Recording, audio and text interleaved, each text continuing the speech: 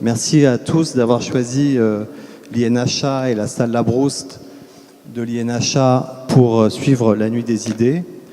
Et donc, c'est nous qui allons démarrer, Thibaut Boulevin et moi-même, pour cette soirée. Je mets un chronomètre parce que la soirée sera longue et il faut tenir les délais. Donc, j'ai rencontré Thibaut Boulevin chez Laurence Bertrand d'Orléac, qui est une des historiennes d'art très importante que vous connaissez tous. Et je suis très heureux d'avoir l'occasion fortuitement de discuter avec lui ce soir. Quand j'ai travaillé sur Jean Genet, dans mon travail de doctorat, j'ai essayé de réfléchir sur la question de la façon dont un écrivain s'intéresse aux choses du monde, à la réalité politique, ce que Genet appelait la différence entre le monde grammatical et le monde réel. Donc c'était déjà une question, autrement dit, sur l'art et la vie. Quand j'ai travaillé ensuite sur Marcel Duchamp, comme Éric l'a très gentiment rappelé, je me suis intéressé au fait que cet homme qui a passé un siècle à manipuler les objets, d'abord les ready-made, puis l'installation étant donnée, cette vie passée à manipuler les objets disait quelque chose de la transformation de l'homme en objet au XXe siècle.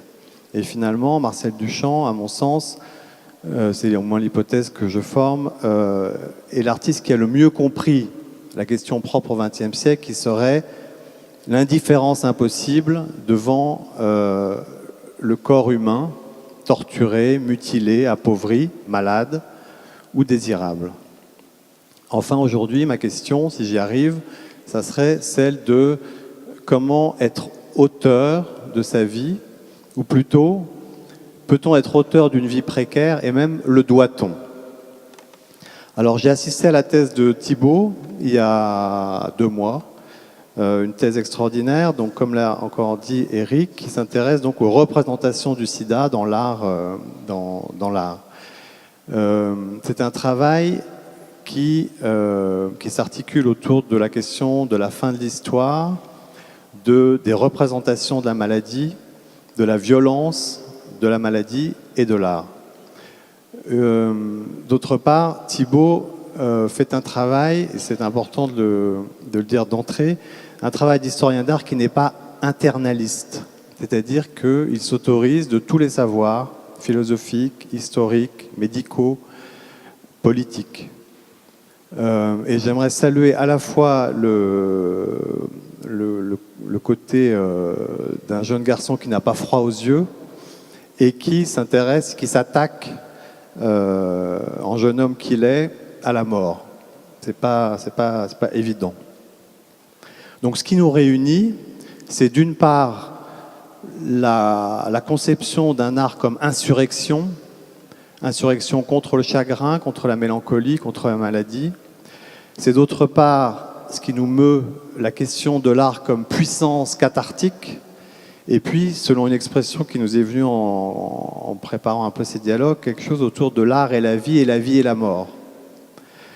Et la question qui va nous animer maintenant, c'est finalement comment les images puisent dans la vie pour dire quelque chose de la mort, que peut l'art devant la maladie, et quoi de l'ami des images et de la maladie de la mort. On peut y aller. Donc pour parler de ça, Thibaut a sélectionné, a choisi 4 ou plus, 4 ou 5 images de son travail.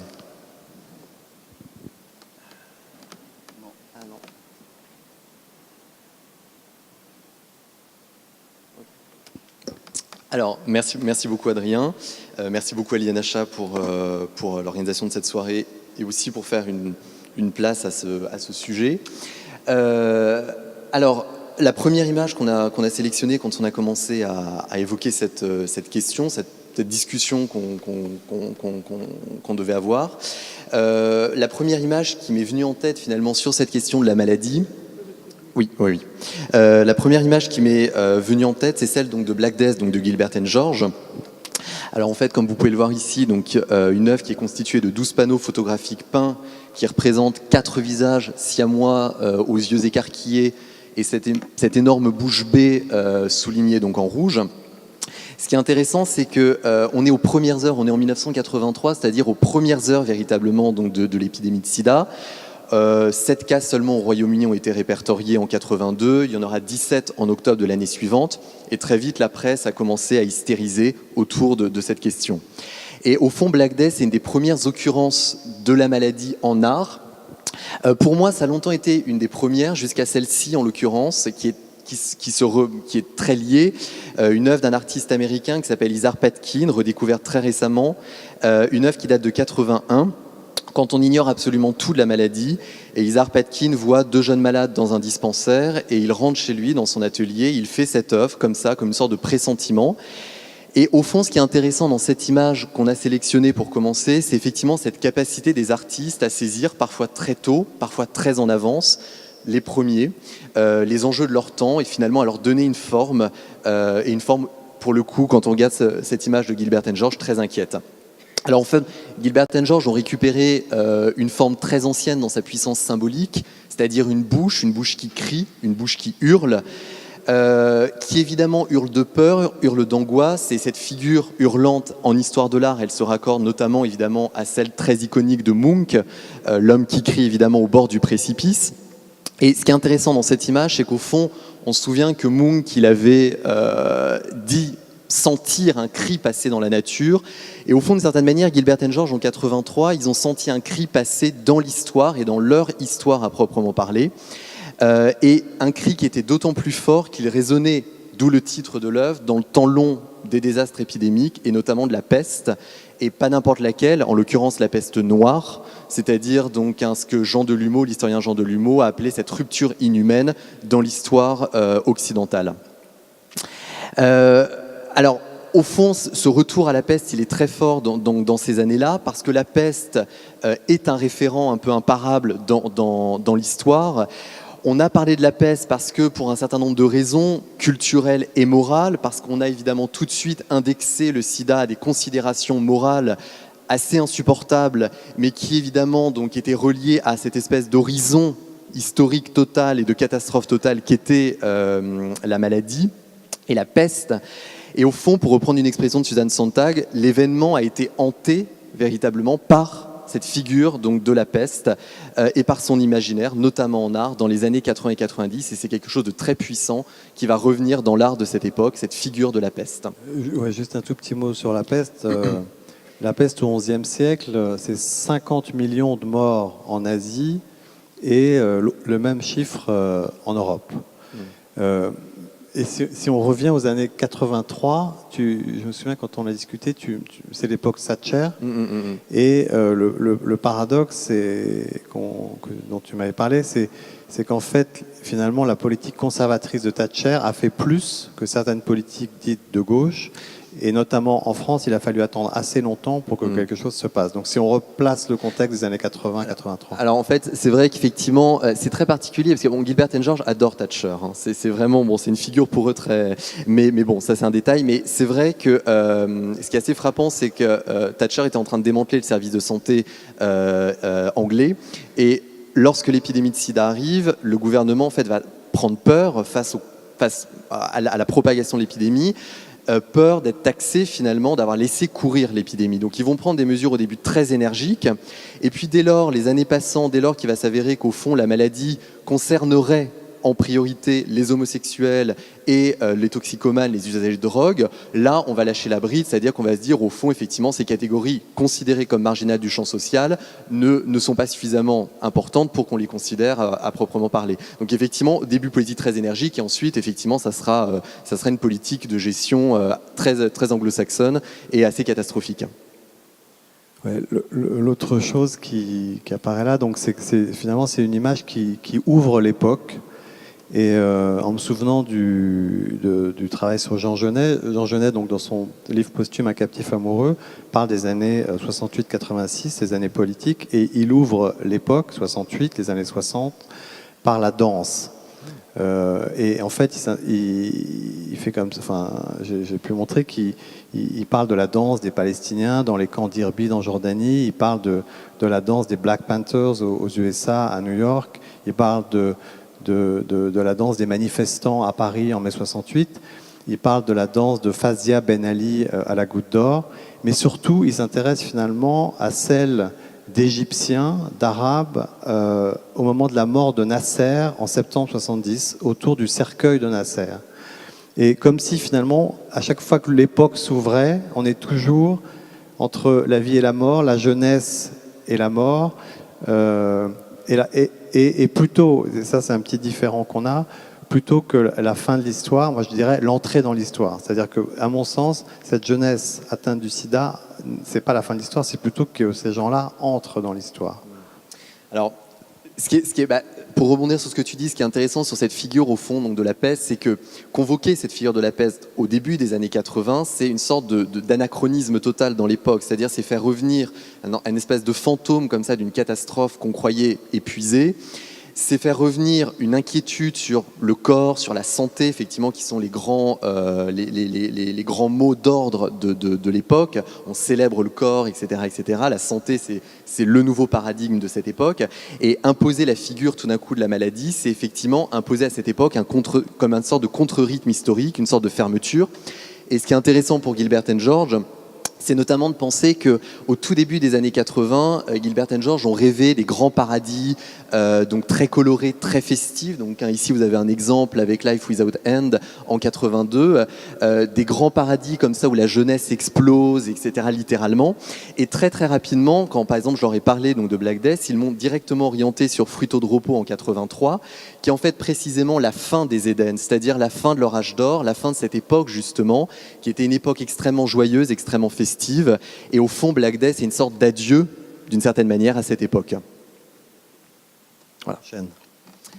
Alors, cette œuvre qui finalement a assez à voir avec Black Death de Gilbert and George, qui pour moi est une œuvre extrêmement forte, donc de Cindy Sherman, donc la photographe américaine. Au fond, qu'est-ce qu'on peut voir dans cette image? Assez simplement, c'est une prothèse. Donc, elle travaille beaucoup à l'époque avec des prothèses médicales. C'est une prothèse de fessier donc surexposée. Qui appartient à la série donc, des Désastres, qui est une série donc, de 86-89, qui est une série terrible de Sherman, où elle rêve finalement des espèces de paysages complètement détruits, complètement ravagés, avec donc, des fluides corporels sur les sols, etc. etc. Et lorsqu'elle a été exposée au MoMA assez récemment, en 2011, John Waters, donc le cinéaste américain, lui a demandé « Mais écoute Cindy, à l'époque, tous nos amis mouraient à New York du sida. Est-ce que ta série des désastres, et notamment cette image-là, est liée ou pas, est liée à la maladie, est liée au sida ?» Et Cindy Sherman a répondu non, je ne pensais pas du tout à la maladie en faisant la série des désastres, et notamment donc, cette image qui en est extraite. Par contre, j'ai pensé au sida en faisant la série suivante, qui s'appelle les Sex Pictures, qui sont une réponse de Sherman au contexte moral de l'époque, à la censure de Mapplethorpe, et une réponse aussi à Jeff Koons, au Made in Heaven de Jeff Koons.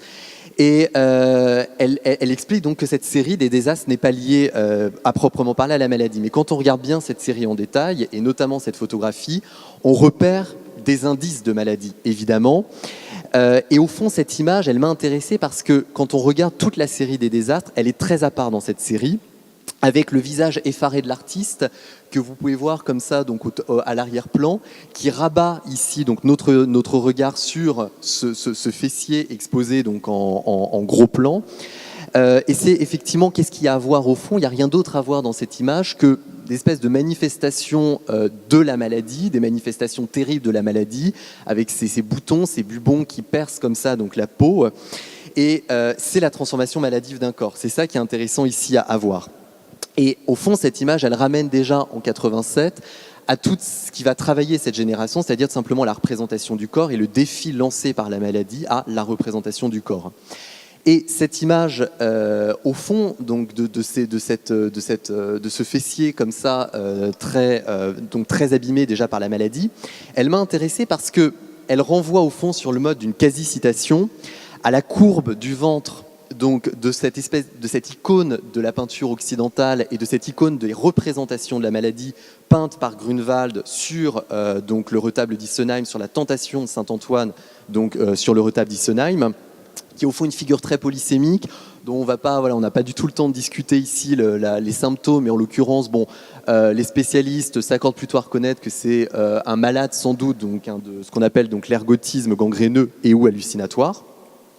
Et effectivement, cette œuvre, donc l'œuvre de Sherman, fonctionne véritablement comme une citation directe de l'œuvre de Grunewald, donc peinte évidemment 500 ans auparavant.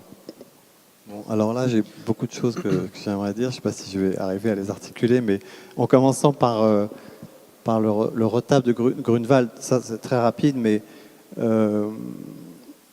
enfin, non, c'est bien de commencer par là finalement. Moi, j'ai eu beaucoup de mal avec cette image de Cindy Sherman. J'ai eu beaucoup de mal à la regarder. Au début, je la trouvais vraiment terrible. Et puis en fait, maintenant, je l'apprécie énormément, notamment par rapport au fait que il y a beaucoup d'œuvres qui se sont inspirées, enfin qui sont parties de Grunewald. Et je pense à une œuvre récente d'Adel Abdesemed qu'il intitule Décor et qui consiste en 4 Christ faits de fil de fer barbelé, qui a été exposé d'ailleurs sur place. Hein. Et en fait, je trouve l'image de Sherman autrement plus importante et intéressante que ces 4 Christ finalement assez propres.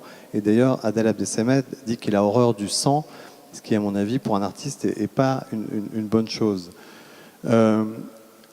Donc, deuxièmement, ça veut dire aussi, et ça, on va le revoir plusieurs fois, c'est très difficile de sortir de la vulgate chrétienne. Et toutes ces images de maladie, du corps, etc., de la peste noire, hein, c'est très difficile de sortir du canon chrétien. Mais si je reviens à Cindy Sherman et à cette image-là, ce que j'aimerais essayer de dire, ce que ça m'a... C'est la question de l'inconscient. C'est-à-dire que, à mon sens, et tu l'as dit hein, d'ailleurs, c'est un travail inconscient.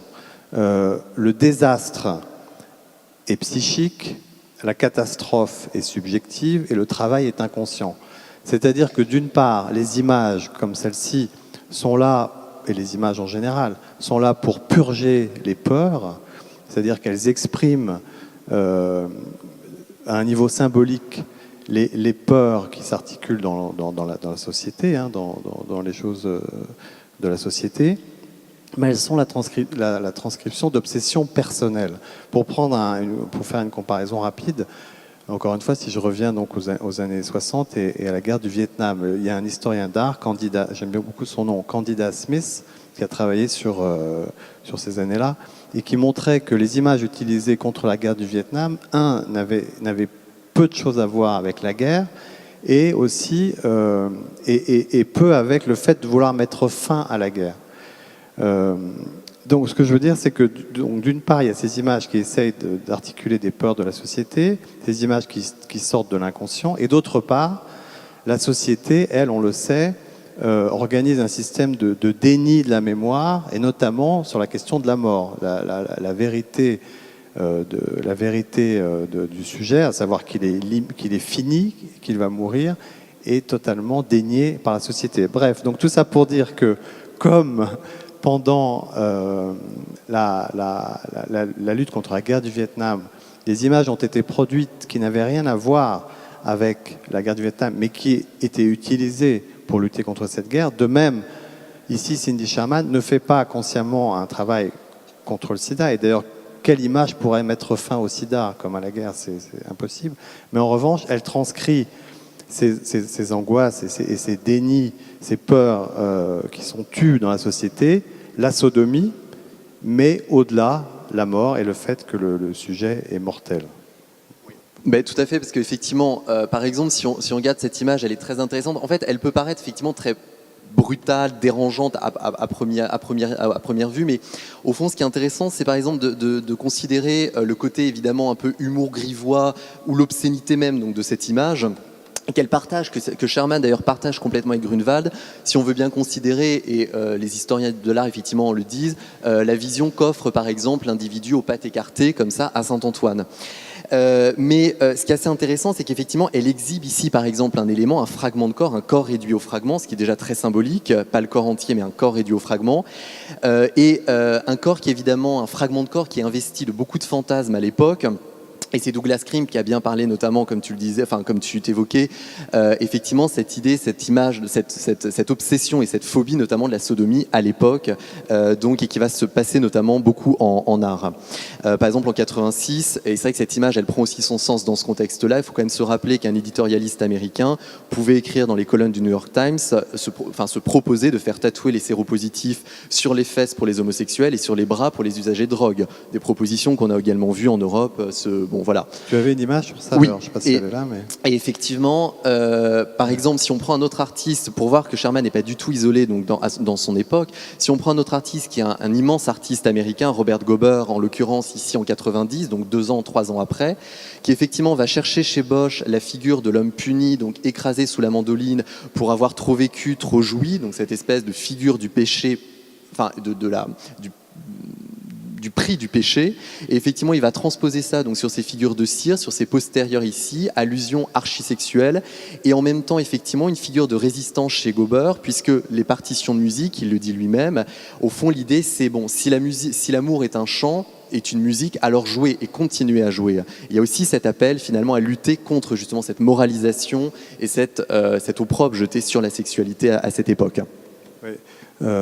Pour terminer, pour essayer de dire en une phrase ce que j'ai essayé de dire tout à l'heure, en fait, l'image de Sherman, c'est typiquement le cas d'une forme de subjectivation qu'on pourrait appeler le désastre Sherman, qui s'articule à une lutte collective qui se trouve être la lutte contre la guerre, enfin, ou plutôt la guerre faite à la maladie et au sida. Ouais.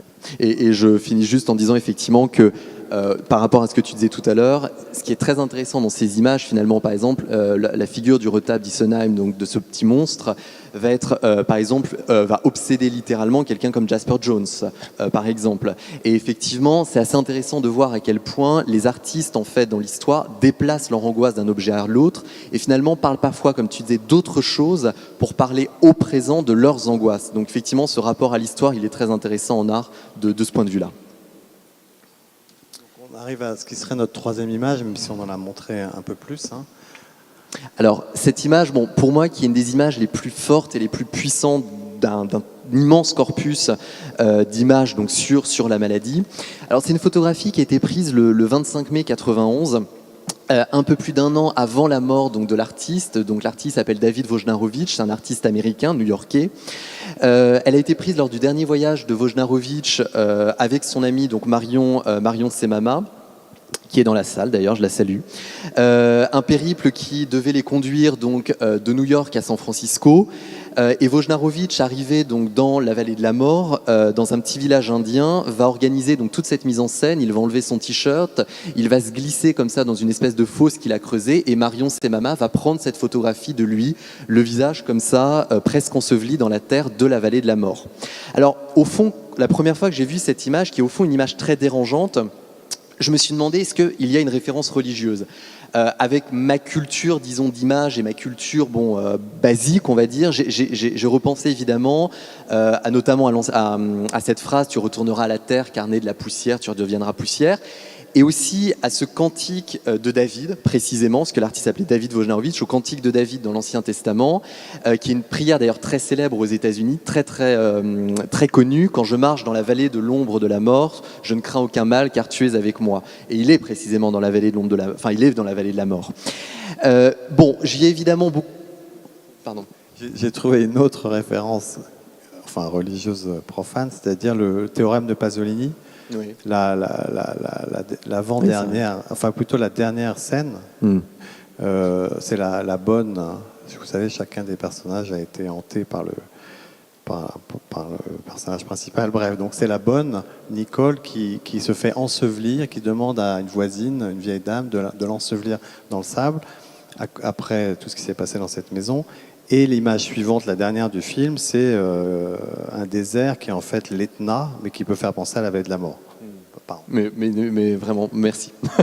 Alors évidemment, la référence aussi, elle serait beaucoup plus directement celle de l'activisme, donc et de l'activisme d'ACT UP à New York, avec notamment cette pratique donc du die-in qui consistait pour les militants d'ACT UP à se coucher donc au sol pour simuler l'hécatombe et pour simuler finalement donc la mort. Donc en fait c'est une série donc d'ensemble de pratiques d'occupation au fond des sols donc chez les activistes donc chez ceux qui luttent contre le sida, notamment aussi avec le jet des cendres, hein, une manière aussi donc de répandre des cendres sur des lieux symboliques. Alors le die-in, évidemment, il y a toute une histoire donc, du die-in, et notamment, ça m'a beaucoup fait penser, comme une espèce de prémonition aussi pour le coup de Camus, mais à la phrase du docteur Rieux dans La Peste, qui dit au fond, mais pour faire comprendre aux gens ce qu'a pu être l'hécatombe de la peste, prenons une salle de cinéma, vidons-la et faisons coucher les gens au sol devant le cinéma. Et là, on se rendra peut-être compte de ce qu'est finalement une hécatombe.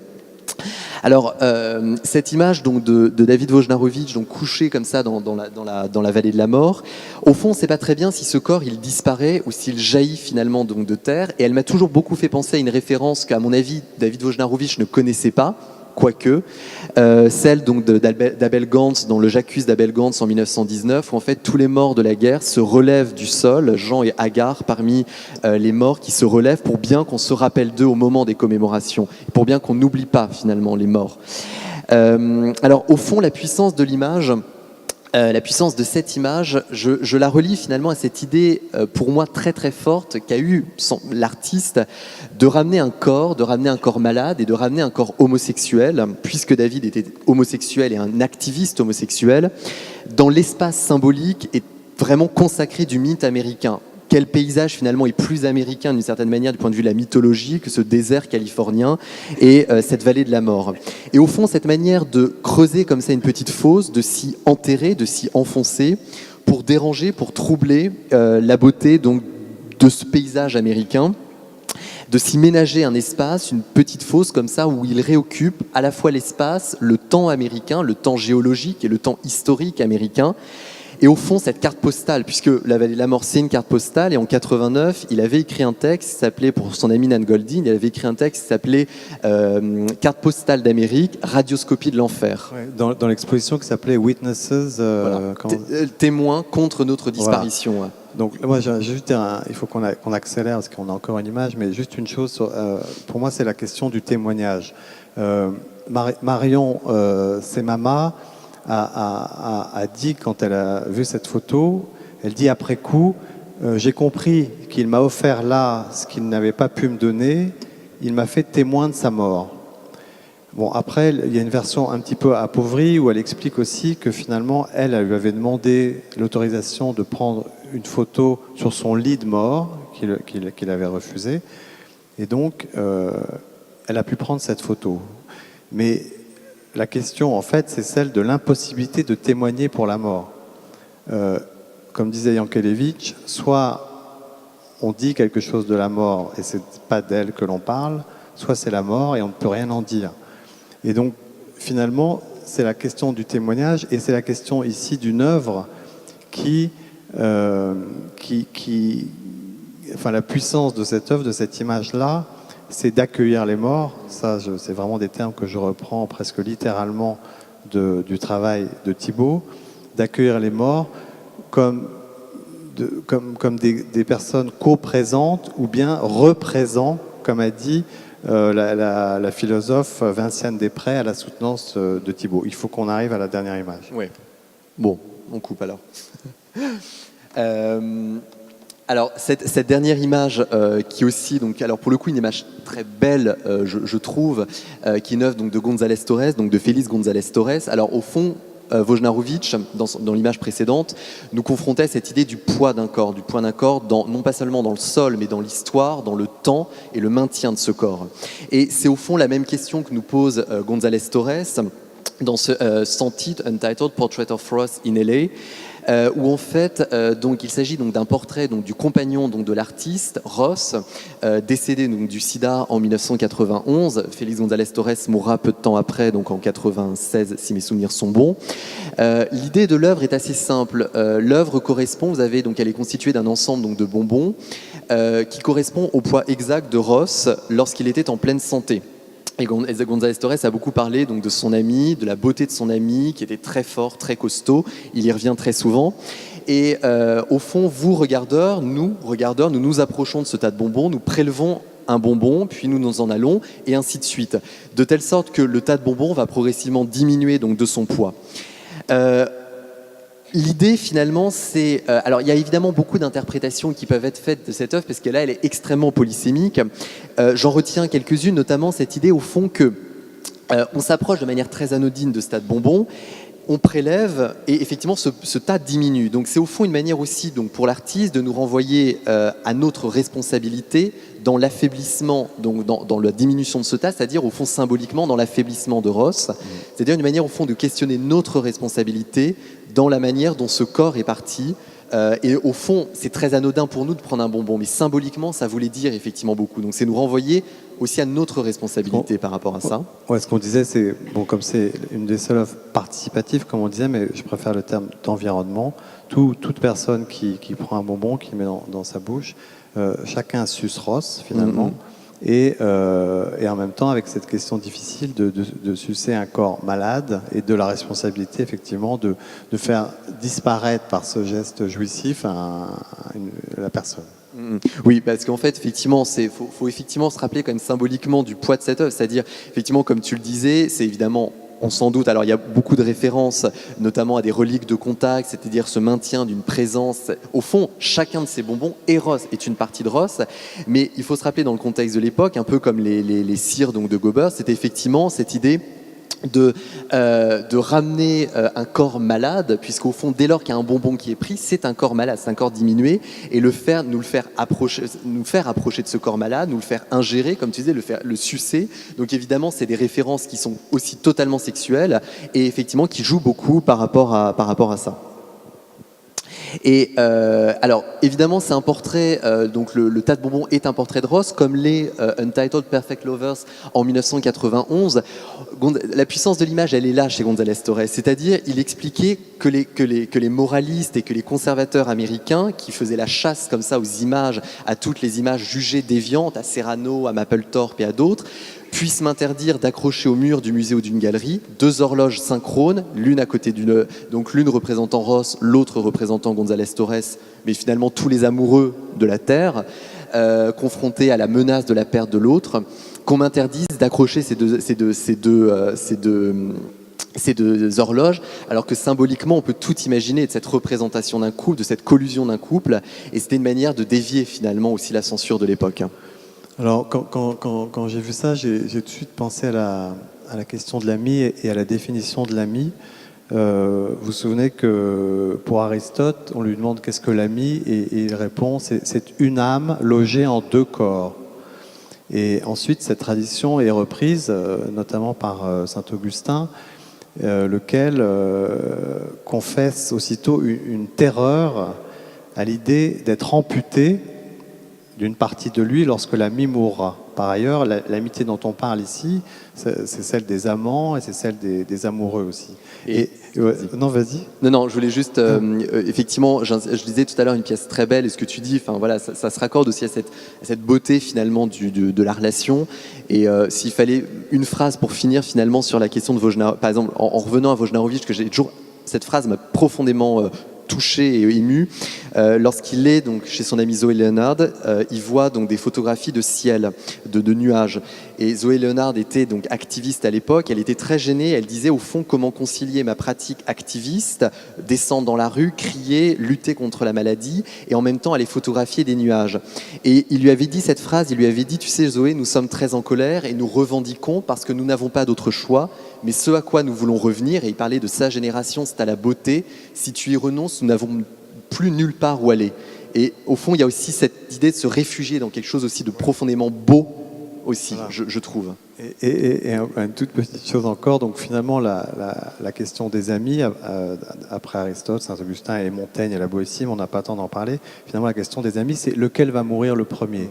Et la question des amis ou des amants malades du sida, c'est celle-là, lequel va mourir en premier. Et cette image, la puissance de cette image, c'est d'accueillir l'insupportable, l'amputation aussi de celui qui va rester, la part de l'autre. J'ai terminé. Tu vas encore dire une petite chose. La dernière chose finalement, ce qui est aussi frappant sur cette image, c'est le côté totalement anti-monumental. Et c'est ça aussi qui est très fort chez González Torres. C'est pour ça que c'est sans doute un des artistes les plus forts de son époque. Bon, merci mille fois à Thibaut et je donne tout de suite le micro à Ariane James Sarrazin puisque allez-y.